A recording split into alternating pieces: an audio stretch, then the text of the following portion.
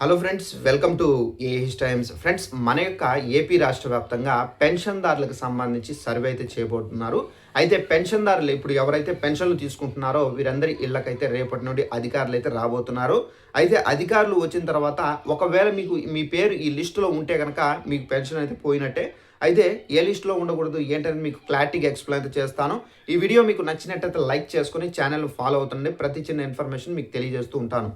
అయితే మన యొక్క ఏపీ రాష్ట్ర వ్యాప్తంగా పెన్షన్దారుల్లో చాలామంది ఏంటంటే తప్పుడు దోవలు అంటే మనకేంటంటే గత ప్రభుత్వంలో చాలామంది పెన్షన్లు అనేవి పొందుతూ అంటే పొందడం కూడా అది ఏ విధంగా పొందుతున్నారు.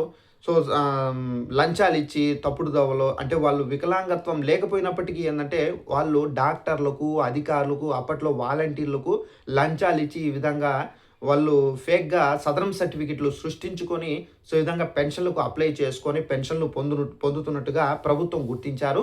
సో, ఇలా ఎవరైతే చేసి ఉంటారో వారి యొక్క పెన్షన్ అనేది కంప్లీట్‌గా రద్దు చేసేయమని చెప్పేసి పూర్తిగా గ్రామ మరియు వార్డు సచివాలయ అధికారులకు వెల్ఫేర్ ఎడ్యుకేషనల్ అసిస్టెంట్‌కి మనకు గ్రీన్ అంటే ఆర్డర్ అయితే ఇవ్వడం అయితే జరిగింది.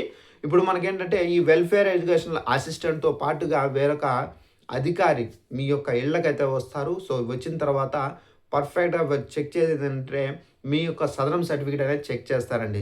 సదరం సర్టిఫికేట్‌లో 70కి అబోవ్ ఉంటే అంటే 40 కాదు 70 వరకు 70 అబోవ్ ఉంటేనే మీకైతే వికలాంగత్వంకి సంబంధించినటువంటి పెన్షన్ అయితే రావడం అయితే జరుగుతుంది.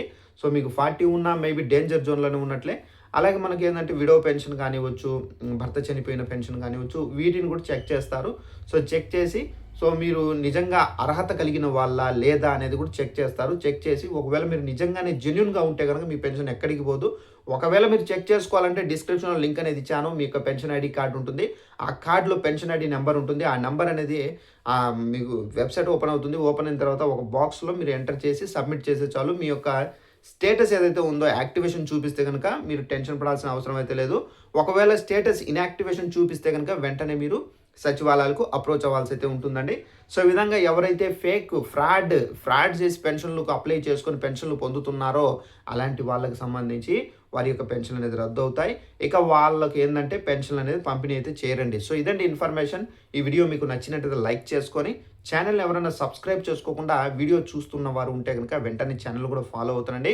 అలాగే మనకు పెన్షన్‌లకు సంబంధించి ఇతర పథకాలకు సంబంధించి ఎలాంటి అప్డేట్ ఆంధ్రప్రదేశ్ గవర్నమెంట్‌కి సంబంధించి వచ్చిన వెంటనే మీకు తెలియజేస్తూ ఉంటాను.